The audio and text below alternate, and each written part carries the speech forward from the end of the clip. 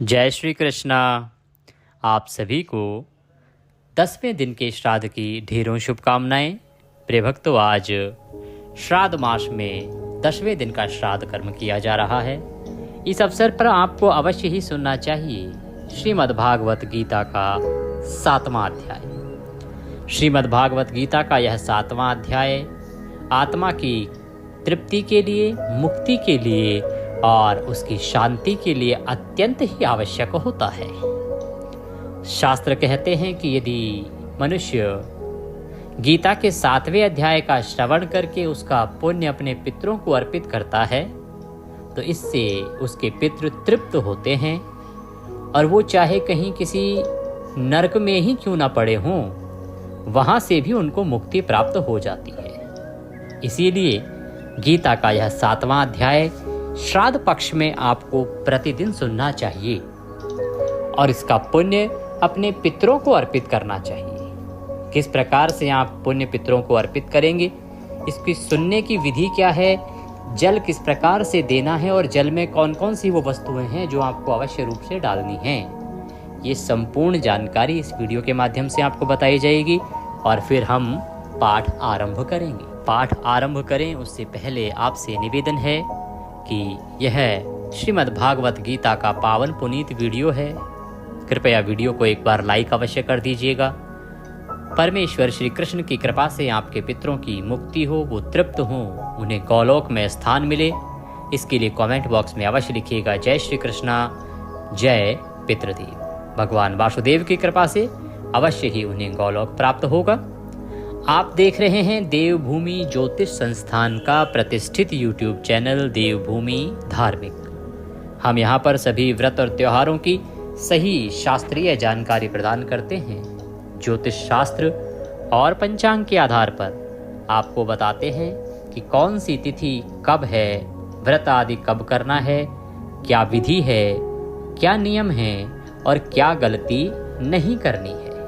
यदि आप सभी व्रत और त्योहारों की सही शास्त्रीय जानकारी पाते रहना चाहते हैं तो कृपया चैनल को सब्सक्राइब कीजिए और बेल आइकन को प्रेस कीजिए। जब आप सब्सक्राइब का बटन दबाएंगे तो वहां एक घंटी का निशान बना हुआ आएगा, उसे आप अवश्य ही दबाइएगा, तभी आपको हमारे सारे वीडियो प्राप्त होंगे, अन्यथा आपसे जानकारी छूट जाएगी।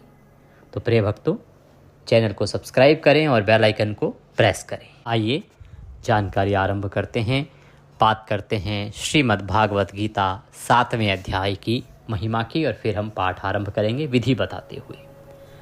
प्रिय दर्शकों, इस पाठ को सुनने की एक विधि है। इसके लिए आपको स्वच्छ स्नान करने के बाद स्वच्छ वस्त्र धारण करके एक जल का लोटा लेना है। लोटा तांबे का लीजिए चाहे पीतल का लीजिए। उसमें पहले थोड़ा गंगा जल भरिए, फिर उसमें शुद्ध जल भर लीजिए। तदोपरांत उसमें थोड़े काले तिल डालिए, एक पत्ता कम से कम तुलसी का डालिए, कुशा मिल जाए तो कुशा डालिए और सफ़ेद फूल डालिए। सफ़ेद चंदन मिले तो वह भी डाल सकते हैं। ये संपूर्ण सामग्री लोटे में डाल के आसन लगाइए, दक्षिण दिशा की ओर मुख करके बैठ जाइए और लोटे को सामने रखिए। लोटे को सामने रखते हुए गीता के 7वें अध्याय का श्रवण कीजिए। गीता का जो 7वां अध्याय है उसको सुनिए और उसके बाद उसका पुण्य अपने पितरों को अर्पित कीजिए, उनका नाम लेते हुए या जो उनका संबंध है आपके साथ उसको लेते हुए, और उससे जल तर्पण कीजिए। अब कैसे तर्पण करना है और कैसे संकल्प करना है पाठ के बाद, वो हम अध्याय के बाद आपको बताएंगे। अब हम अध्याय आरंभ करेंगे। तो लोटा सामने रख लीजिए, आसन लगा के बैठ जाइए, भगवान श्री वासुदेव के चरणों में मन को लगाइए और श्रीमद् भागवत गीता का यह 7वां अध्याय सुनना प्रारंभ कीजिए। बोलिए श्री कृष्ण भगवान की जय। अथ श्रीमद् भागवत गीता 7वां अध्याय प्रारंभ। श्री भगवान बोले, हे पार्थ, अनन्य प्रेम से मुझ में आसक्त चित्त तथा अनन्य भाव से मेरे परायण होकर योग में लगा हुआ तू जिस प्रकार से संपूर्ण विभूति, बल, ऐश्वर्य आदि गुणों से युक्त सबके आत्मरूप मुझको संशय रहित जानेगा, उसको सुन। भगवान वासुदेव कहते हैं कि अर्जुन, तुम्हारा चित्त सदा मेरे भीतर लगा रहता है, तुम मेरे अनन्य भक्त हो। अब मैं तुम्हें बताता हूं कि किस प्रकार से तुम मुझे संशय रहित और सर्वात्मा जानोगे, मेरा स्वरूप जानोगे। तुम्हारे मन के जो संशय हैं वो किस प्रकार से दूर होंगे वह सुनो। मैं तेरे लिए इस विज्ञान सहित तत्व ज्ञान को संपूर्णतया कहूंगा, जिसको जानकर संसार में फिर और कुछ भी जानने योग्य शेष नहीं रह जाता है। कि हे अर्जुन, जो इस संसार में विज्ञान के सहित ज्ञान है, उस संपूर्ण तत्व ज्ञान को मैं तुम्हारे सामने आज रख दूंगा। और तुमने जब इस ज्ञान को श्रवण कर लिया तो उसके बाद तुम्हारे लिए इस संसार में जानने के लिए कुछ शेष ही नहीं रह जाएगा, बच ही नहीं जाएगा, सब कुछ तुम जान जाओगे। अर्जुन, हजारों मनुष्यों में कोई एक मेरी प्राप्ति के लिए यत्न करता है, और उन यत्न करने वाले योगियों में भी कोई एक मेरे परायण होकर मुझको तत्व से अर्थात यथार्थ रूप से जानता है। कि अर्जुन, इस पृथ्वी पर इतने मनुष्य हैं, परंतु सभी मुझे नहीं प्राप्त करना चाहते। मेरी प्राप्ति के लिए या मुझे प्राप्त करने के लिए हजारों में कोई एक व्यक्ति प्रयत्न करता है, और उन प्रयत्न करने वालों में भी जो मुझे यथार्थ रूप से जान जाए ऐसा तो कोई विरला ही होता है। अर्थात भगवान कहते हैं कि अधिकतर लोग तो मुझे प्राप्त करना ही नहीं चाहते, और जो बहुत थोड़े से लोग मुझे पाना भी चाहते हैं, उसका प्रयत्न भी करते हैं, तो उनमें भी बड़े ना के बराबर लोग हैं जो मुझे यथार्थ रूप से जान पाते हैं। पृथ्वी, जल, अग्नि, वायु, आकाश, मन, बुद्धि और अहंकार, इस प्रकार यह 8 प्रकार से विभाजित मेरी प्रकृति है। हे अर्जुन, मेरी 8 प्रकार से विभाजित प्रकृति है, और ये जो 8 प्रकार के भेदों वाली प्रकृति है, ये मेरी अपरा अर्थात जड़ प्रकृति है। और हे महाबाहो, इससे दूसरी को जिससे ये संपूर्ण जगत धारण किया जाता है ना, वो मेरी जीव रूपा अर्थात परा चेतन प्रकृति है। हे अर्जुन, तू ऐसा समझ कि संपूर्ण भूत इन दोनों प्रकृतियों से ही उत्पन्न होने वाले हैं, और मैं संपूर्ण जगत का प्रभव तथा प्रलय हूँ, अर्थात संपूर्ण जगत का मूल कारण हूँ। वासुदेव कहते हैं कि हे अर्जुन, ये जितने भी जीव हैं, ये सभी जीव इन दोनों प्रकृतियों से ही उत्पन्न होते हैं, और मैं इस जगत का प्रभव अर्थात मैं ही इसके होने का कारण हूँ, इसके उत्पन्न होने का कारण हूँ, इसका पालक हूँ, और मैं ही प्रलय का कारक हूँ, अर्थात मैं ही इसकी प्रलय करता हूँ। संपूर्ण जगत का मूल कारण भी मैं ही हूँ। हे धनंजय, मुझसे भिन्न दूसरा कोई भी परम कारण नहीं है। यह संपूर्ण जगत सूत्र में सूत्र के मणियों के सदृश मुझ में गुथा हुआ है। ये पूरा संसार जो है ये मेरे भीतर ही समाया है, मुझ में ही गुथा है। हे अर्जुन, मैं जल में रस हूँ और चंद्रमा और सूर्य में प्रकाश हूँ, संपूर्ण वेदों में ओंकार हूँ। भगवान वासुदेव कहते हैं कि ये जो जल के भीतर रस है, ये रस रूपी कोई और नहीं वरन वो स्वयं ही हैं।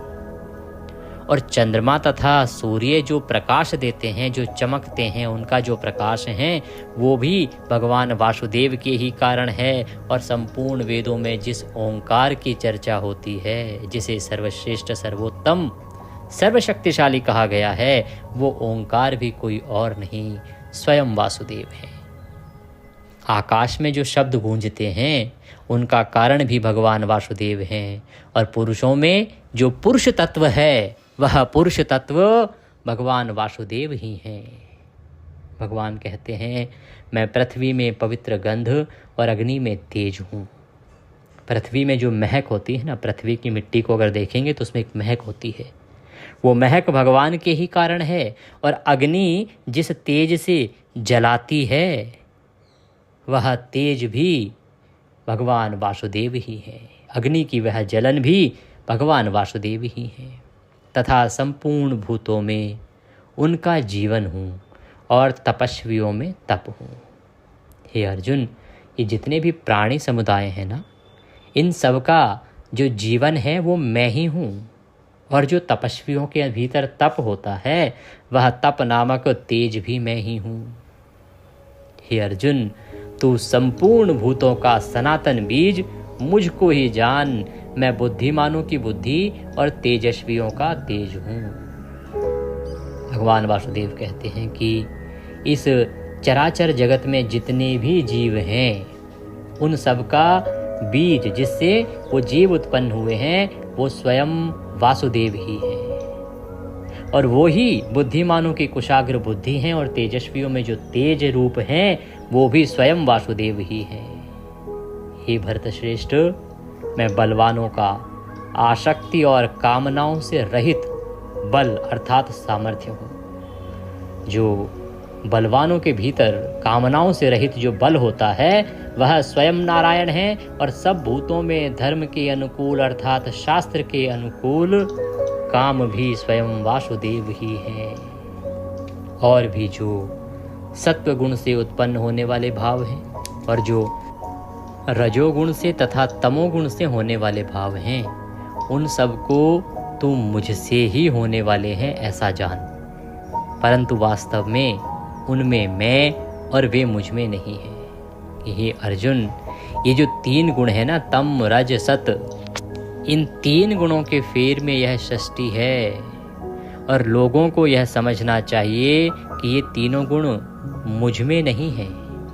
ना तो ये तीनों गुण मेरे भीतर हैं और ना ही इन तीनों गुणों में मैं विद्यमान हूँ। यहाँ बड़ी बात हम सभी सामान्य जन को समझना चाहिए। लोग कहते हैं कि भैया जो भी है भगवान की वजह से ही तो है, हमारे अंदर ये गुण आया है तो भगवान की देन है, ये गुण भी तो भगवान ने ही बनाया है। तो भगवान कहते हैं कि ये जो 3 गुण है सत रज और तम, इन तीनों गुणों में मेरा कोई रोल नहीं है, मैं इनके अंदर समाहित नहीं हूँ। अगर कोई इनसे घिर जाता है तो इसका अभिप्राय ये नहीं है कि मैं उसके भीतर आ जाऊँगा, मैं उसके भीतर नहीं आऊँगा, क्योंकि इन तीनों गुणों में ना तो मैं विद्यमान हूँ और ना ही ये तीनों गुण मेरे भीतर आ सकते हैं।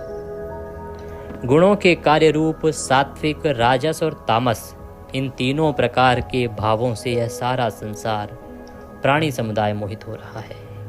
भगवान कहते हैं कि ये जो संसार है, इस संसार का जो मनुष्य है ना, ये पूर्ण रूप से राजस, तामस और सत, इन 3 प्रकार के भावों से घिरा हुआ है और मोहित हो रहा है।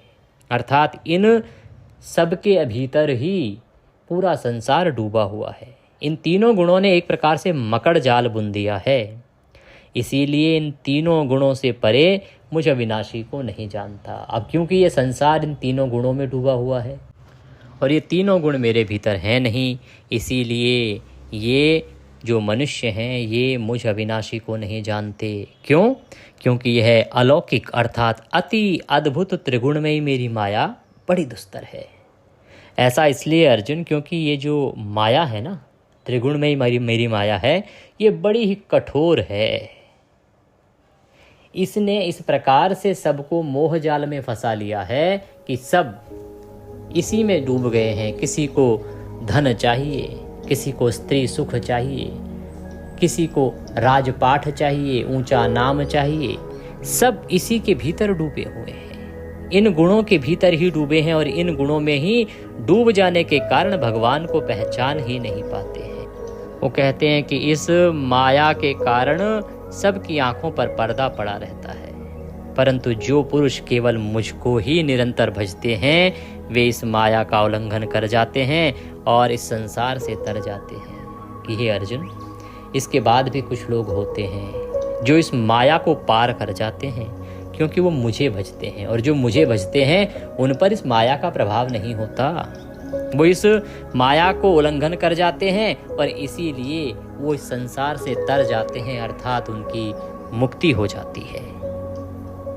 माया के द्वारा जिनका ज्ञान हरा जा चुका है, ऐसे आसुर स्वभाव को धारण किए हुए मनुष्यों में नीच दूषित कर्म करने वाले मूढ़ लोग मुझको नहीं भजते। भगवान वासुदेव कहते हैं कि ये जो माया है त्रिगुणमयी, इसके द्वारा सभी को मोह में डाल के उनका जो ज्ञान है ना वो हर लिया गया है, वह ज्ञान नष्ट हो गया है। इसीलिए उनका जो स्वभाव है मनुष्यों का, वो आसुर जैसा हो गया है। उन्होंने आसुर स्वभाव धारण कर लिया है। और ये जो मनुष्य हैं ये नीच और दूषित कर्म करते हैं। और इसीलिए जो लोग दूषित कर्म करते हैं, राक्षसी स्वभाव रखते हैं, अज्ञानी हैं, ऐसे लोग मुझे नहीं भजते। हे भरतवंशियों में श्रेष्ठ अर्जुन, उत्तम कर्म करने वाले अर्थार्थी, आर्त, जिज्ञासु और ज्ञानी, ऐसे 4 प्रकार के भक्तजन मुझको भजते हैं। भगवान कहते हैं कि मेरे जो भक्त हैं ना वो 4 प्रकार के हैं। भगवान के 4 प्रकार के भक्त कहे गए हैं, एक अर्थार्थी, एक आर्त, जिज्ञासु और ज्ञानी। तो ये चारों ही जो हैं वो भगवान को भजते हैं। उनमें नित्य मुझ में एक ही भाव से स्थित अनन्य प्रेम भक्ति वाला ज्ञानी भक्त अति उत्तम है। भगवान कहते हैं इन चारों में भी जो ज्ञानी भक्त है ना, उसके अंदर अनन्य प्रेम भक्ति है। और वह प्रेम भक्ति वाला ज्ञानी मुझे बहुत ही प्रिय है, क्योंकि मुझको तत्व से जानने वाले ज्ञानी को मैं अत्यंत प्रिय हूँ और वह ज्ञानी मुझे अत्यंत प्रिय है। ये सभी उदार हैं, परंतु ज्ञानी तो साक्षात मेरा स्वरूप ही है, ऐसा मेरा मत है। भगवान कहते हैं कि जो मुझे भजने वाले मैंने 4 प्रकार के लोग कहे हैं, ये सभी उदार स्वभाव के होते हैं, परंतु इनमें जो ज्ञानी भक्त है ना, वो तो साक्षात समझो मेरा ही स्वरूप है, क्योंकि वह सदा प्रेम भक्ति में डूबा रहता है। वह मेरा ही स्वरूप है, क्योंकि वह मदगत मन बुद्धि वाला ज्ञानी भक्त अति उत्तम गति स्वरूप मुझ में ही अच्छी प्रकार से स्थित है। वो जो ज्ञानी भक्त है वो सदा मुझ में ही लीन रहता है, मुझ में ही समाहित रहता है। बहुत जन्मों के अंत के जन्म में तत्व ज्ञान को प्राप्त पुरुष सब कुछ वासुदेव ही हैं। इस प्रकार मुझको भजता है वह महात्मा अत्यंत दुर्लभ है। कि हे अर्जुन, एक जीवात्मा के अनेकों जीव होते हैं। प्रिय दर्शकों, भगवान यहाँ क्या कहना चाह रहे हैं समझिएगा। आत्मा जो है वो अनेकों बार जन्म लेती है और अनेकों बार जन्म लेने के बाद ही उसका यह चक्र पूर्ण होता है। तो भगवान कहते कि अनेकों जन्म लेने के बाद जो अंत के जन्म जब उसके आ जाते हैं, उन अंत के जन्मों तक भी जो तत्व ज्ञान को प्राप्त कर ले, जो भगवान वासुदेव ही सब कुछ हैं ऐसा ज्ञान प्राप्त कर ले, इस प्रकार के आत्मा या इस प्रकार के पुरुष बड़े ही दुर्लभता से मिलते हैं, अर्थात बड़े ही कम होते हैं। भगवान आगे कहते हैं कि जो मनुष्य है उसका भोगों में मन लगा रहता है। उन भोगों की कामना द्वारा जिनका ज्ञान हरा जा चुका है, वे लोग अपने स्वभाव से प्रेरित होकर उस नियम को धारण करके अन्य देवताओं को भजते हैं, अर्थात पूजते हैं। भगवान कहते हैं कि हे अर्जुन, ये जो मनुष्य है ये सदा ही कामनाओं में आसक्त रहता है, कामनाओं में डूबा रहता है। इसकी अनेकों कामनाएं होती हैं और कामनाओं के कारण इसके ज्ञान का हरण हो जाता है और ऐसे स्वभाव से प्रेरित होकर क्या करते हैं, ये उन्हीं देवताओं को पूजते हैं जिनसे लगता है कि इनकी कामना पूरी हो जाएगी, जिनसे लगता है कि इनकी इच्छा पूरी हो जाएगी। जैसे हम साधारण शब्दों में कहते हैं ना कि इसको इसकी गरज है इसलिए पूछ रहा है, तो भगवान यही कह रहे हैं यहाँ पे कि ये जो मनुष्य है ये कामनाओं की पूर्ति के लिए प्रयास करता है। अब केवल जब लगता है कि ये मेरी कामना इस देवता से पूरी हो जाएगी तो ये उसी देवता को पूजने लग जाता है, भजने लग जाता है। जो जो सकाम भक्त जैसे जैसे देवता के स्वरूप को श्रद्धा से पूजता है या पूजना चाहता है, उस भक्त की श्रद्धा को मैं उसी देवता के प्रति स्थिर कर देता हूँ। इसको इस प्रकार से समझिए कि भगवान कह रहे हैं कि जो मनुष्य है ना आजकल सकाम भक्ति में लगा रहता है। भक्ति 2 प्रकार की होती है, सकाम भक्ति और निष्काम भक्ति। सकाम भक्ति वो जो किसी कामना की पूर्ति के लिए की जाती है। तो आप देखेंगे कि आजकल हर कोई कामना ही रखता है, भगवान मेरी शादी करवा दो, मैं आपके इतने व्रत करूंगा या करूंगी, यहाँ तीर्थ यात्रा करूंगा या करूंगी। या तो जो जातक है वो ऐसी कामना कर रहा है, उसके माता पिता भी यही, भगवान मेरे बेटे की बेटी की शादी करवा दो, आपको ये करूंगा, ये पूजा करूंगा, ये व्रत करूंगा। भगवान मेरी आर्थिक स्थिति ठीक कर दो, धन दौलत दिलवा दो, ये व्रत करूँगा, ये जाप करूँगा, ये करवाऊँगा, मेरा स्वास्थ्य अच्छा कर दो, मेरे परिवार में इसका स्वास्थ्य अच्छा कर दो, मेरे बेटे को पास करवा दो, मेरे बेटे की नौकरी लगवा दो, मेरी शादी करवा दो। समझ रहे हैं ना आप? तो सब लोग क्या कर रहे हैं? कामनाओं की पूर्ति में लगे हुए हैं। भक्ति तो करते हैं लोग, अरे हम तो देखो ये व्रत करते हैं। किस लिए करते हैं भाई? आपने भगवान से बोला था ना कि ये कामना पूरी कर देंगे तो हम ये वाला करेंगे कर्म। तो भगवान कह रहे हैं कि मनुष्य जो है आज के समय में केवल सकाम भक्ति करता है और उसे लगता है कि उसकी इस कामना की पूर्ति इस देवता से हो जाएगी, इस ये देवता करेगा, तो ये उसी देवता को पूजने लग जाता है। तो आगे भगवान कहते हैं कि मैं भी उस भक्त की उस श्रद्धा को उसी देवता के प्रति स्थिर कर देता हूँ। मैं भी कुछ ऐसा कर देता हूँ जिससे कि उस भक्त की जो भक्ति है उसी देवता में बढ़ती ही चली जाए। कैसे? मनुष्य जब उस देवता को पूजता है तो उससे कामनाओं की पूर्ति की उम्मीद रखता है, आशा रखता है।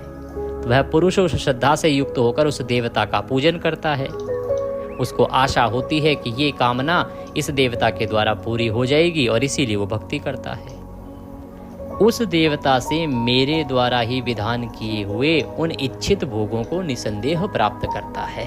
तो भगवान क्या करते हैं कि जो भोग भगवान ने ही निर्धारित किए हैं कि क्या फल मिलना है, उसका विधान स्वयं वासुदेव ही कर रहे हैं। पर क्या करते हैं? वो उस देवता के माध्यम से उस व्यक्ति को दिलवा देते हैं। ऐसा होता है ना कि करने वाला कोई और है पर किसी और के माध्यम से करवा दिया तो क्रेडिट किसको गया? जो सामने दिखाई दे रहा है, और आपकी श्रद्धा उसी में जुड़ गई। तो भगवान कहते हैं कि मेरे द्वारा जो विधान किए हुए फल हैं उन इच्छित भोगों को वह निसंदेह प्राप्त करता है, परंतु उस देवता के माध्यम से प्राप्त करता है, क्योंकि मैं भी चाहता हूं कि अगर इसकी भक्ति इसमें है तो इसी में स्थिर रहे। परंतु उन अल्प बुद्धि वालों का वह फल नाशवान है तथा वे देवताओं को पूजने वाले देवताओं को प्राप्त होते हैं, और मेरे भक्त चाहे जैसे ही भजें अंत में वे मुझको ही प्राप्त होते हैं। भगवान कहते हैं कि ये जो मनुष्य है जो इस प्रकार की सकाम भक्ति में लगा है उनकी बुद्धि बड़ी कम है। ये अल्प बुद्धि वाले हैं क्योंकि जानते ही नहीं कि इनका ये जो फल है ये तो नाशवान है, आज नहीं तो कल नष्ट हो जाएगा। तथा वे देवताओं को जो पूजने वाले लोग हैं वे उन देवताओं को ही प्राप्त होते हैं, उन्हीं के धाम को जाते हैं। और मेरे भक्त चाहे जैसे मर्जी भजें वो मेरे धाम को ही जाते हैं, अंत में मुझको ही प्राप्त करते हैं।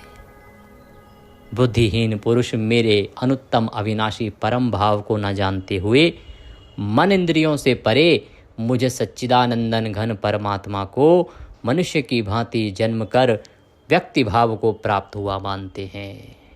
भगवान कहते हैं कि जो साधारण मनुष्य है ये बुद्धिहीन है, इसको पता ही नहीं है कि मैं कौन हूं, ये मेरे परम भाव को जानता ही नहीं है। ये मन इंद्रियों से परे मुझे सच्चिदानंदन घन परमात्मा को भी जैसे मनुष्य जन्म लेता है मृत्यु को प्राप्त होता है, उसी प्रकार से मुझे भी जन्म कर मरने वाला व्यक्ति भाव को प्राप्त हुआ ही मानते हैं। अपनी योग माया से छिपा हुआ मैं सबके प्रत्यक्ष नहीं होता, इसलिए यह अज्ञानी जन समुदाय मुझे जन्म रहित अविनाशी परमेश्वर को नहीं जानता, अर्थात मुझको जन्मने मरने वाला समझता है। कि हे अर्जुन, मैं सदा ही अपनी योग माया से छुपा रहता हूँ, मैं प्रत्यक्ष दिखाई नहीं देता। और यही कारण है कि जो अज्ञानी जन समुदाय है ये सोचता है कि मैं भी जन्म लेता हूँ फिर मृत्यु को प्राप्त होता हूँ, फिर जन्म लेता हूँ और फिर मृत्यु को प्राप्त होता हूँ। इस प्रकार से ये सामान्य मनुष्य मुझे जन्मने और मरने वाला ही समझता है। हे अर्जुन, पूर्व में व्यतीत हुए और वर्तमान में स्थित तथा आगे होने वाले सब भूतों को मैं जानता हूँ, परंतु मुझको कोई भी श्रद्धा भक्ति रहित पुरुष नहीं जानता। हे भरतवंशी अर्जुन, संसार में इच्छा और द्वेष से उत्पन्न सुख दुख आदि द्वंद्व रूप मोह से संपूर्ण प्राणी अत्यंत ही अज्ञानता को प्राप्त हो रहे हैं, परंतु निष्काम भाव से श्रेष्ठ कर्मों का आचरण करने वाले जिन पुरुषों का पाप नष्ट हो गया है वे राग द्वेष जनित द्वंद्व रूप मोह से मुक्त दृढ़ निश्चयी भक्त मुझको सब प्रकार से भजते हैं। कि हे अर्जुन, जो निष्काम भाव से भक्ति करते हैं ना, श्रेष्ठ कर्मों में आचरण रखते हैं, ऐसे जो लोग हैं, ऐसे जो पुरुष हैं, ऐसे जो सज्जन हैं, वो सदा मोह से मुक्त रहते हैं, माया से मुक्त रहते हैं। और ये दृढ़ निश्चयी भक्त सभी प्रकार से केवल मेरा भजन करते हैं। जो मेरे शरण होकर जरा और मरण से छूटने के लिए यत्न करते हैं, वे पुरुष उस ब्रह्म को, संपूर्ण आध्यात्म को, संपूर्ण कर्म को जानते हैं कि अर्जुन, जो ये ठान लेता है, जो मेरी शरण में आकर इस जन्म मरण से छूटना चाहता है, तृप्ति चाहता है, वे उस ब्रह्म को, संपूर्ण आध्यात्म को जान लेते हैं। तो ऐसा जीव उस संपूर्ण आध्यात्म का दर्शन कर लेता है।